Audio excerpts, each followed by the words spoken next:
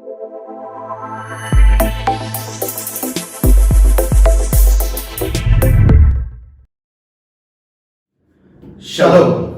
අපි නැවතත් ඔබ හමු වෙන්නේ තවත් වීඩියෝ එකකින් පොඩි අධ්‍යයනයක් කරන්න පොඩි ප්‍රශ්නයකට උත්තරයක් දෙන්න අපිට ආපු අලුත් ප්‍රශ්නයක් තමයි දෙවියන් වහන්සේගේ වචනේ අපි දකිනවා මේ සුභාරංශ පොත්වල කතා කරගෙන එන කතාවේ ක්‍රියාපොතේ දෙවියන් වහන්සේ සුද්ධාත්ම වහන්සේ ප්‍රදානය කරනවා එතනදී අපි දකිනවා ක්‍රියා දෙකේ අන්‍ය භාෂාව මේ ගෝලයන් වෙත එනවා. ඊට පස්සේ අපි දකිනවා දෙවියන් වහන්සේ කතා කරන පාවතුමා තුලින් නානා වර්ග භාෂා කියලා දීමනාවක් ගැන. මේ දීමනා දෙකක්ද කියලා ප්‍රශ්නයක් ආවා. ක්‍රියා දෙකේ තියෙන එකයි කොරින්ති ලිපියේ පාවතුමා කතා කරන මේ නානා වර්ග භාෂා සහ අන්‍ය භාෂා කියන දෙකක් සහ අන්‍ය භාෂා කියන දීමනාව ලැබෙන්න ඕන අනිත් සියලු දීමනා ලබන්න කියලා ඉගැන්වීමක් ගැන ප්‍රශ්නයක් ආවා.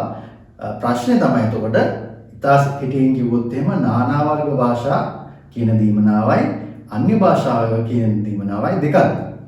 ඉතින් අපි කොහොමද මේක කතා කරන්නේ? බැලුමට සිංහල වචනවල තියෙන අර්ථකථනයත් එක්ක අපිට තේරෙනවා නානා වර්ග භාෂා සහ අන්‍ය භාෂා කොහොම දෙකක් වගේ. මොකද අපි කියවන්නේ අපේ සිංහල පරිවර්තනය. නමුත් අපි දේශනා කරන්නන් උගන්වන්නන් සහ ගුරුවරුන් විදිහට අපි තේරුම් ගන්න ඕන දැනගන්න ඕන දේ තමයි දෙවියන් වහන්සේගේ වචනය නොයෙකුත් භාෂාවලට ලෝකේ තියෙන මම විශ්වාස කරන හැම භාෂාවකටම වගේ මේ වෙද්දී පරිවර්තනය වෙලා ඇති. ඒ වගේ අපේ රටටම සිංහල භාෂාවෙනුත් දේ වචනේ පරිවර්තනය වෙනවා. සිංහල භාෂාව ඇතුලේ අනුවාද කිහිපයක් අපි දකිනවා. සාමාන්‍යයෙන් අපි අද වෙද්දි කියවන්නේ පැරණි අනුවාදය. ඒ නිසා තමයි ඔබ දකින්නේ ගොඩක් වෙලාවට කරපල්ලා දුවපල්ලා කියන වචන පරණ සිංහල වචන විදිහට අපි කියවනවා. ඒකේ අලුත් අනුවාදයේ සමහරට දුවන්න කරන්න ඒ වගේ විදිහට තමයි පරිවර්තනය වෙන්නේ. ඒ නිසා මේ සිංහල පරිවර්තනය ඇතුලේ පවා අපි නොයෙකුත් වචන වෙනස්කම් දකිනවා. මේ පරිවර්තන අපි සෝදිසි කරලා බැලුවොත් උදාහරණයකට කතෝලික බයිබලයේ පරිවර්තනය සිංහලම තමයි. නමුත් ඔවුන් තවත් විදිහකට පරිවර්තනය කරනවා. ඒ නිසා අපි මුලින්ම කියන්න කැමති අපි දේශනාවක් හෝ ඉගැන්වීමක් ගේනවා නම් අපි සිංහල භාෂාවේ තියෙන පරිවර්තනයේ තුලින් ඉගැන්වීමක් පදනම් කරගත්තොත් ඒක භයානක තැන් වලට යන්න පුළුවන්. ඒ නිසා තමයි අපි මේ ඉගැන්වීම කරන්නේ. මුලින් කිව්වා වගේ නානා වර්ග භාෂා සහ අන්‍ය භාෂා කියන්නේ දෙකක් වගේ පෙවුනට ඇත්තටම අද අපි ඔබට පෙන්වුම් කරන්න යනවා මේක දෙකක් නෙමෙයි මේ දෙකම එකක්. ඒ කියන්නේ එක දීමනාවක් ගැන තමයි පාවුලතුමා කතා කරන්නේ තැන් දෙකක දෙවිදියකට තිබුණාට. ඒ නිසා අපි කියවලා බලමු. අපි ගොඩාක් ටෙක්නිකල් දේවල් වලට යන්නේ නැහැ. අනිකුත් භාෂා සෝදිසි කරන්නේ නැහැ. ග්‍රීක භාෂාව ගැන මෙතන කතා කරන්නේ. අපි අපිට දීලා තියෙන පරිවර්තනය ඇතුළේම සිංහල භාෂාව තුලින්ම අපි මේක තේරුම් කරගන්න යනවා. ඒ නිසා අපි කියවලා බලමු කොහොමද මේක තියෙන්නේ කියලා. ඔව් ක්‍රියා දෙකේ හතරේ අපි බැලුවොත් මේ තියෙන ස්ථාන දෙක බැලුවොත් ක්‍රියා දෙකේ හතරේ අපි දකිනවා මෙහෙම කියනවා ඔවුන් සියල්ලෝ ශුද්ධාත්මයෙන් පූර්ණව ආත්මයන්න් ඔවුන්ට කතා කරන්නට පුළුවන්කම දුන් ප්‍රකාරයට අන්‍ය භාෂාවලින් කතා කරන්නට පටන් ගත්තෝය. එතකොට වෙනත් භාෂාවකින් අන්‍ය භාෂාවලින් කතා කළා කියලා මෙතන ක්‍රියා දෙකේ හතරේ කියනවා. ඒ වගේම 1 කොරින්ති වලට ගියාම 1 කොරින්ති 14:2 කියනවා මක්නිසාද අන් භාෂාවකින් කතා කරන්න මනුෂ්‍යයන්ට නොව දෙවියන් වහන්සේට කතා කරන්නේ. ඔහු ආත්මයෙන් රහස් කතා කරන නමුත් කාටවත් තේරෙන්නේ නැත. දැන් මේ නිසා තමයි මේ අන්‍ය භාෂාව කියන එක විනාශ දෙයක්. කාටවත් තේරෙන්නේ නැති අමුතු භාෂාවක් කියලා මෙතන ගැනීමක් කළා. ඒක නානා වර්ග භාෂාවෙන් වෙනස් කියලා කියන්න 1 කොරින්ති 12ෙම 1 කොරින්ති 14 අපි දෙක කියෙව්වේ 1 කොරින්ති 12:10 කියනවා පාවුතුමා තවත් කෙනෙකුට ධර්ම වාක්‍ය කීමද වෙන කෙනෙකුට ආත්මවල විමසීමද තවත් කෙනෙකුට නානා වර්ග භාෂාද තවත් කෙනෙකුට භාෂා තේරුම් කර දීමද දෙන ලද්දේ. එතකොට ආපහු 1 කොරින්ති වලම 12:28 කියවුවොත් නැවතත් නානා වර්ග භාෂා කියලා කියනවා. එතකොට මේ 1 කොරින්ති 12 10 28 ස්ථානවල නානා වර්ග භාෂා කියලා තියෙනවා. හැබැයි 1 කොරින්ති 14 දෙකේ තියෙන්නේ අන්‍ය භාෂා කියලා. ක්‍රියා දෙකේ හතරේ තියෙන්නේ අන්‍ය භාෂා කියලා. ඒ නිසා මේ දෙක දෙකක් කියලා තමයි ඉගැන්වීම කරලා තියෙන්නේ. එතකොට අපි බලන්න ඕන මේ දෙක දෙකක්ද? කොහොමද අපි බලන්නේ මේක? ඔව්. පළවෙනිම අපි දකින්න ඕන තේරුම් ගන්න කාරණාව තමයි අපි කිසි වෙලාවක වචනයකට පදනම් වෙලා මුළු පසුබිම තේරුම් ගන්න යාම ඉතාමත් බරපතල වරදක් අපි දේව වචනේ උගන්වද්දී. වචනයක් කරනකොටගෙන පසුබිම තේරුම් ගැනීම. අපි තේරුම් ගන්න ඕන පසුබිම කරනකොටගෙන වචනයක් තේරුම් ගන්න. උදාහරණයක් මම කිව්වොත් ඇත්තටම යාකොබ් කියන වචනේ අපි පරණ යුසුමේ සාමාන්‍ය යුසුමේ තැන්වල කියනවා. දැන් යාකොබ් කියන වචනේ අරගත්තොත් ඔබට කවදාකවත් පැහැදිලි කරන්න බෑ යාකොබ් කියන්නේ මොකක්ද කියලා. මොකද යාකොබ් කියන එක ඇතුලේ පුද්ගලයෙක් ඉන්නවා. යාකොබ් කියන එක ඇතුලේ ජාතියක් ඉන්නවා. යාකොබ් කියන එක ඇතුලේ තවත් බොහෝ තේරුම් තියෙනවා. ඊශ්‍රායල් කිව්වමත් එහෙමයි. ඊශ්‍රායල් කොහොම සෙනගක් ඉන්නවා. ඊශ්‍රායල් කියන්නේ යාකොබ් වෙන්නත් පුළුවන්. ඊශ්‍රායල් කොහොම රටක් වෙන්නත් පුළුවන්. ඊශ්‍රායල් කොහොම දේශයක් වෙන්නත් පුළුවන්. ඒතකොට අපි කොහොමද වචනයක් අරගෙන ඒකට තේරුම දෙන්නේ? ඒකේ පසුබිම දැනගන්න නැතුව. අපි ඊශ්‍රායල් කිව්වේ යාකොබ්ද දේශයක්ද රටක්ද සෙනගක්ද කියන එක දැනගන්නේ ඒ කතා කරන කාරණාව සෝදිසි කරාම. ඉතින් පැහැදිලිවම අපි දකිනවා 1 කොරින්ති 12 සහ 14 පවතුමා කතා කරන්නේ අන්‍ය භාෂාව කියන දීමනාව ගැන. මේ අන්‍ය භාෂාව කියන දීමනාව සහ අන්‍ය භාෂාව කියන වචනය අපි දකිනවා 1 කොරින්ති 12 වෙනි පරිච්ඡේදයේම 28 සිට 30 දක්වා කියන කොටස කියවම පවතුමා එතන නානා වර්ග භාෂා කියලා පාවිච්චි කරලා ඒ ගැනම කතා කරගෙන යටට යද්දී එයා අන් භාෂා කියලා පාවිච්චි කරනවා. ඔබට මේ පරිච්ඡේදයේ පසුබිම දැනගද්දී තේරෙනවා මේ එකම කාරණාවක් ගැන කියන්නේ අන්‍ය භාෂාව ගැන. නමුත් අපේ පරිවර්තනයේ එක තැනක නානා වර්ග භාෂා කියලා අනිත් තැන අන්‍ය භාෂාව කියලා සඳහන් කරනවා. අපි ඒක කියවලා බලමු. අපි මේ කියන දේ ඔයගලන්ට වැටහෙයි. අපි කතා කරද්දී මේක කියවද්දී මේ කතා කරන්නේ දෙකක්ද නැත්නම් එකක්ද කියන එක. මම කියනනම් 1 කොරින්ති 12:28. මෙසේ දෙවියන් වහන්සේ පළමු කොට ප්‍රේරිතයන්ද දෙවනු අනාගත වක්තෘරුන්ද තුන්වෙනි ගුරුවරුන්ද ඊළඟට ආශ්චර්ය කරනන්ද පසුව සුව කිරීමේ දීමනාද උපකාරද ආණ්ඩුද නානා වර්ග භාෂාද සභාවේ පිහිටුසේක. ප්‍රපාවතුමා කතා කරනවා නොයෙකුත් දීමනාවන් සභාව තුළ දෙවියන් වහන්සේ දීලා තියෙනවා. 29 වෙනි පදයේ කියනවා සියල්ලෝම ප්‍රේරිතයෝද සියල්ලෝම අනාගත වක්තෘරුද සියල්ලෝම ගුරුවරුද සියල්ලෝම ආශ්චර්ය කරනෝද සුව කිරීමේ දීමනා සියල්ලන්ටම ඇත්තුයිද සියල්ලෝම අන් භාෂාවලින් කතා කරන්නෝද සියල්ලෝම තේරුම් කර දෙන්නෝද නමුත් වඩා උතුම් දීමනාවලට ආශා වෙන්න කියලා 31 වෙනි පදේ කතා කරනවා. දැන් ඔබට තේරෙනවා ඇති මේ දීමනා ගැන කතා කරද්දී පවුලතුමා උඩින් නානා වර්ග භාෂා ගැන කතා කරලා පල්ලෙහාට එද්දී අන් භාෂා කියලා එතන සඳහන් කරනවා. ඔබට තේරෙනවා මේ කතා කරන්නේ එක දීමනාවක් ගැන. එතකොට ඒ දීමනාව සිංහල භාෂාවට පරිවර්තනය වෙද්දී මෙතනදී වචන දෙකක් පාවිච්චි කරපු නිසා අපිට හිතුණා මෙතන තියෙන්නේ කාරණා දෙකක් කියලා. නමුත් පසුබිම බැලුවම තේරෙනවා වචන දෙකෙන් එකම දෙයක් ගැන තමයි කතා කරන්නේ. මේක මෙතන විතරක් නෙමෙයි අපි දකින්නේ. තවත් අපි ක්‍රියාපතට ගිහිල්ලා බැලුවම අපි ඔයගොල්ලන්ගෙන් ප්‍රශ්නයක් අහුවොත් ප්‍රොපේත කියන එකයි අනාගත වක්තෘ කියන එකයි ඔෆිසර්ස් දෙකක් කියන්නේ දීමනා කාරණා දෙකක්ද එකම කාරණාවද? මොකද අපි දකිනවා එකම පුද්ගලයෙකුට එක වෙලාවක ඔහු ප්‍රොපේත කෙනෙක් කියලා හඳුන්වනවා, තව වෙලාවක අනාගත වක්තෘ කෙනෙක් කියලා හඳුන්වනවා. දැන් අපි මේ තේරුම් ගැනීමෙන් දේව වචනේ පැහැදිලි කරගන්න කිව්වොත් එක තැනකදී මේ පුද්ගලයා අනාගත වක්තෘ කෙනෙක් වෙනවා, තව තැනකදී මේ පුද්ගලයා ප්‍රොපේත කෙනෙක් වෙනවා. මොකද වචන දෙකකට ඔහුව හඳුන්වලා දීලා තියෙන නිසා. නමුත් අපි දන්නවා මේ පුද්ගලයා එක්කෙනෙක් ඔහු තුල තියෙන එක දීමනාවයි. ඔව් මොකද නැත්තම් වෙන්නේ දීමනා දෙකක් කියලා කියන්න පුළුවන්. අපිට කියන්න පුළුවන් අනාගත වක්තෘ කියන්නේ එක දීමනාවක්, ප්‍රොපේත කියන්නේ තව දීමනාවක්.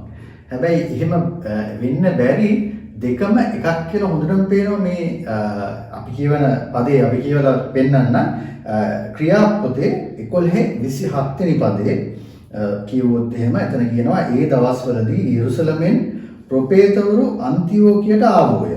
ඔවුන්ගෙන් අගබස් නම් කෙනෙක්. ඒතකොට මේ ප්‍රොපේතවරුන්ගෙන් එක්කෙනෙක් තමයි අගබස් කියන එක්කෙනා. මේ අගබස් කියන චරිතය නැවත අපි දකිනවා ක්‍රියා 21ේදී ක්‍රියා 21 10 කියවුවොත් බොහෝ දවස් අපි එහි නැවතුණු අතර අගබස් නම් එක් අනාගත වක්තෘ කෙනෙක් යුදයෙන් ඇවිත්. එතකොට අගබස් කියන කෙනාට අනාගත වක්තෘ කියලා ක්‍රියා 21 10 කියනවා. හැබැයි ක්‍රියා 11 කියනවා ප්‍රොපේත කියලා. ඇයි මෙහෙම ප්‍රොපේත සහ අනාගත වක්තෘ කියලා තියෙන්නේ? අපි ගිහිල්ලා බැලුවොත් එහෙම ප්‍රොපේත කියන වචනේ ඉන්නේ ප්‍රොෆට් කියන ඉංග්‍රීසි වචනේ. නැත්නම් මේ ග්‍රීක වචනයක් ඇත්තටම ග්‍රීක වචනේ එන වචනයකින් තමයි එන්නේ. එතකොට ප්‍රොපේත සහ අනාගත වක්තෘ කියන්නේ එකම අදහස. මොකද ප්‍රොෆට් කියන එකේ පරිවර්තනය සිංහල පරිවර්තනය තමයි අනාගත වක්තෘ කියන්නේ නේ. එතකොට අපිට ප්‍රොපේත කියලා කියන්නත් පුළුවන් අනාගත වක්තෘ කියලා කියන්නත් පුළුවන්. දෙකම එක දීමනාව. අපි දකින්නේ කෙනෙක් කියලා. ඒවා ඒ කියපු විදිහටම තව උදාහරණයක් බයිබලයේ තුලින්ම ගෙනාවොත් පෙට්‍රොස් කියන ග්‍රීක වචනය සිංහලයට පරිවර්තන වුණාම ඒ ආකාරයෙන් අපි කියන්නේ පේත්‍රස් කියලා. නමුත් අපිට කතෝලික බයිබලයට ගියාම අපි දකින එක පේදුරු කියලා. ඒතර පේත්‍රස් උනත් පේදුරු උනත් වචන දෙකක් ශබ්ද දෙකක් වුණාට එක පුද්ගලයෙක් කියන එක අපිට පැහැදිලි. අපි ඔයගලන්ට මුලින් කිව්වා සිංහල භාෂාවේ පවා එක එක පරිවර්තන තියෙනවා. මේ පරිවර්තන එකිනෙකට වෙනස්. නමුත් එක අදහසක් දෙන්නේ. ඒ නිසා අපි දෙවියන් වහන්සේ වචනේ කිසි වෙලාවක සුළු කරන්නේ නැහැ පරිවර්තන ගොඩකට ඒක ගියා කියලා. මේ හැම පරිවර්තනයකින් අපිට අදහස දෙනවා. ඒ අදහස නැති වෙලා ගිහිල්ලා නැහැ. දැන් අපි ඔයගලන්ට කියවන්න යන්නේ කතෝලික පරිවර්තනයේ අපි අර 1 කොරින්ති 12:10 කියපු පරිවර්තනය ඇතුලේ අපි දකිනවා අපි කියවන අනුවාදයේ නානා වර්ග භාෂා සහ අන්‍ය භාෂා කියලා දෙකක් විදියට සඳහන් කරලා තිබුණාට කතෝලික පරිවර්තනයේ මේක එක වචනයකින් මේ දෙකම හඳුන්වනවා. එහෙම කොහොමද උනේ? එහෙනම් කතෝලික බයිබලේ පරිවර්තනය වෙන කොහෙන් හරි ගත් එකක් වෙනවා. අපි දකිනවා එහෙම වෙන්නේ නැහැ. මේ දෙකම එකක් කියන එක තමයි අද අපි ඔයගොල්ලන්ට ඔප්පු කරන්න යන්නේ. ඉතින් 1 කොරින්ති 12:10 මම කියවනවා. තවත් කෙනෙකුට හාස්කම් කිරීමේ බලයද, තවත් කෙනෙකු දිවස් රැකී කීමේ බලයද, තවත් කෙනෙකුට ආත්ම විමසීමේ හැකියාවද, තවත් කෙනෙකුට අන් භාෂාවලින් කතා කිරීමේ පුළුවන්කමද, තවත් කෙනෙකුට එය පහදා දීමේ ශක්තියද දී ඇත. right? දැන් අපේ පරිවර්තනයේ තියෙන මෙතන নানা ප්‍රකාර කියලා නේද? নানা ප්‍රකාර. නමුත් කතෝලික බයිබලයේ තියෙනවා අන් භාෂා කියලා. අපි 1 කොරින්ති 14:2ට ගියාම එතන කතා කරන්නේ අපේ බයිබලයේ নানা ප්‍රකාර නෙමෙයි අන් භාෂා කියලා. නමුත් කතෝලික බයිබලයට ගියාම අර 1 කොරින්ති 12 ඒගොල්ලෝ සඳහන් කරපු වචනේ කියන්නේ අන් භාෂා කියන එකම තමයි 1 කොරින්ති 14:2 තියෙන්නේ. ඉතින් ඔන්න බලන්න 1 කොරින්ති 14:2 අන් භාෂා කතනය කරන්න මිනිසුන්ට නොව දෙවියන් වහන්සේට කතා කරයි. ඔහු ආත්මයෙන් කතා කරන කටකට යන අභිරහස් කතා කරන බැවින් කිසිවෙකුට ඔහු තේරුම් ගත නොහැක. එතකොට අපි දකිනවා එනම් කතෝලික බයිබලයේදී පරිවර්තනය ඇතුලේ අපි දකිනවා নানা ප්‍රකාර කියලා වචනයක් නැහැ. දෙකටම තියෙන්නේ අන් භාෂාව කියන වචනේ. නමුත් අපේ බයිබලයට ආවම নানা ප්‍රකාර සහ අන් භාෂා කියලා දෙකම තියෙනවා. දැන් ඔබ මේ වචනේ පදනම් කරගෙන ඉගැන්වීමක් කෙනාවොත් බයිබලයේ දන්න කවුරු හරි හිටියනම් මේ ඉගැන්වීම කරන අතරතුර බයිබලයේ තේරුම් ගන්න පොඩ්ඩක් සෝදිසි කරන්න පුළුවන් කෙනෙක්. මේක තේරුම් ගන්න ආත්මික වෙන්න ඕනේ නැහැ. අපි පොඩ්ඩක් විශ්ලේෂණය කිරීමේ හැකියාව අපිට තියෙනවා. අපි මේ ප්‍රශ්නේ ඉදිරිපත් කරලා බැලුවොත් අපිට පැහැදිලිව තේරෙනවා මේ දෙක දෙකකට හදන්න බෑ. හරියට ප්‍රොපේතයි අනාගත වක්තෘන්වයි වෙන් කරන්න බෑ වගේ අන් භාෂා සහ නානා වර්ග භාෂා කියන එක වෙන් කිරීමක් කරලා ඒක ඇතුලෙන් මේක තියෙනවා නම් මේක නෑ අරක තිබ්බොත් මේක තියෙනවා කියලා කියන්න කොහෙත්ම බෑ. ඒක තමයි අපි පැහැදිලි කරන්නේ. ඔව් මොකද මේකේ ප්‍රශ්නේ තියෙන්නේ එක දීමනාවක් දීමනා දෙකක් කියලා පෙන්වන්න හදනවා. හරි. සහ එක දීමනාවක් අනිත් දීමනාවලට වඩා වැදගත් කියලා පෙන්වන්න හදනවා. ඇත්තටම අපි කියවන ගියොත් එන්නේ 1 කොරින්ති 12 සිට 14 දක්වා අපි ආරාධනා කරනවා ඕගොල්ලන්ට කියවන්න කියලා. ඕගොල්ලන්ට පේනවා පාවුතුමා මොනවද කියන්නේ මේ නානා වර්ග භාෂා නැත්නම් අන්‍ය භාෂා ගැන. දෙකම එකක් කියන එක හොඳටම පේනවා. 1 කොරින්ති අපි 12:28 ඉඳන් 30 වෙනකම් අපි කියවුවා. මේ කොටස කියවුවම හොඳටම පේනවා මේ එක දීමනාවක් ගැන කතා කරන්නේ. තවත් ඉස්සරහට කියවන ගියොත් එහෙම පාවුතුමා තවත් ගොඩක් දේවල් මේ අන්‍ය භාෂා කියන දීමනාව ගැන කතා කරනවා. ඒතකොට අන්‍ය භාෂාව කියන එක නානා වර්ග භාෂා කියන දීමනාවට වෙනස් එකක් නෙවෙයි, දෙකම එකක් නේ. වෙනස් දෙකක් කියලා පෙන්වන්න හැදුවත් අපිට ඒක දේව වචනයෙන් නම් ඔප්පු කරන්න කොහොමදවත් බෑ. දේව වචනේ ඔප්පු කරනවා. කොහෙන් ගියත් අපිට කැමති දේවල් අපිට කතා කරන්න බෑ. කොහොම හරි ඇයි අපි මෙහෙම වෙන්නේ? ඇයි අපි මේ දෙක කඩලා වෙන් කරලා දීමුණා දෙකක් විදිහට පෙන්වන්න දෙන්නේ? මගේ පෞද්ගලික දෙයක් තියෙනවා මේක ඇතුලේ. මගේ පෞද්ගලික දේ කොහොම හරි මම උගන්වන පිරිස දේවචනය ඇතුළේ හොයන්න ගියාම මට මේ වගේ දේවල් හම්බෙන්න පුළුවන්. මොකද මම දරන මතය මගේ ඉගැන්වීම ස්ථිර කරගන්න පිණිස මගේ ඉගැන්වීම ස්ථිර කරගන්න පිණිස බයිබලය උගන්වන්න කිව්වොත් බයිබලය ඇතුළේ මම හොයනවා ඊට පස්සේ මේ ඉගැන්වීම ස්ථිර කරගන්න පුළුවන් කාරණා කොහෙද තියෙන්නේ. ඒ වගේ අවස්ථාවලදී අපි මේ සිංහල භාෂාවේ වචන දෙකක් අරගෙන අපි එහෙම ඉගැන්වීම් කරන්න යතියොත් අපිම නොමග යනවා කියන එක අපි මේ වෙලාවේදී ඔයගලන්ට මතක් කරලා දෙන්න කැමතියි. ඒ නිසා වචන දෙකකින් ඉගැන්වීමක් ගේන්න සුදුසු නැහැ. දෙවියන් වහන්සේගේ වචනේ පසුබිම දැනගත්තම අපිට හරි ලේසි මොකක්ද උන්වහන්සේ කතා කරන්නේ කියලා දැනගන්න. එහෙමනේ? ඔව්. මොකද දෙවියන් වහන්සේ යේසුස් වහන්සේ අපිව කැඳෙව්වේ සිසුවන් වෙන්න, ගෝලයන් වෙන්න. ගෝලයන් කියලා කියන්නේ ගුරුවරයෙක් ඉස්සරහා ඉගෙන ගන්න කෙනෙක්. නිසා මම හිතන්නේ අපිට තියෙනවා කාර්යයක් අපිට දීලා තියෙනවා දෙයක් සෝදිසි කරලා ඇත්තද කියලා හොයාගන්න. අපි දකිනවා බෙරියට ගියාම පවතුමාගේ වචන අහලා බෙරියේ කට්ටිය ලියවිලි පෙරලලා හොයාගත්තා කියලා. මේ ඇත්තටම මේ කියන ඒව ඇත්ත කියලා. ඉතින් ඒ වගේ ලියවිලි පෙරලලා හොයාගන්න ඕන. නැත්තම් කෙනෙක් තැන් දෙකක තියෙන පද දෙකක් අරගෙන මෙහෙමයි කියලා කිව්ව ගමන් අපි ඒක විශ්වාස කළොත් අපි නොමග යනවා. ඇත්තටම අපි කියෝ වගේ අපි ලියවිලි පෙරලලා තමයි මේක හොයාගත්තේ. අපි මෙතන පෙරළුවා, අතන පෙරළුවා, එතකොට 12 කිව්වා, 10 කිව්වා, 2 කිව්වා මේක ඇත්තද කියලා බැලුවා. මොකද අපිත් මේ ප්‍රශ්න කරා. අපි ඊට පස්සේ කතෝලික බයිබල බැලුවා. ඒකත් පරිවර්තනයක්. ඒකේ ඔක්කොම බැලුවම ඇත්තටම අපිට නිගමනයකට ආවැකි. ඒ නිගමනය තමයි පැහැදිලිව අපි ඔයගොල්ලන්ට පෙන්නු කරලා දුන්නේ. ඒ නිසා සහෝදරවන්ටි අපිම දේ වචනේ ඉගෙන ගන්න අය බවට පත් වුණොත් අපි සෝදිසි කරනවාමයි. සෝදිසි කරොත් අපිට හරියට දැනගන්න පුළුවන්. right?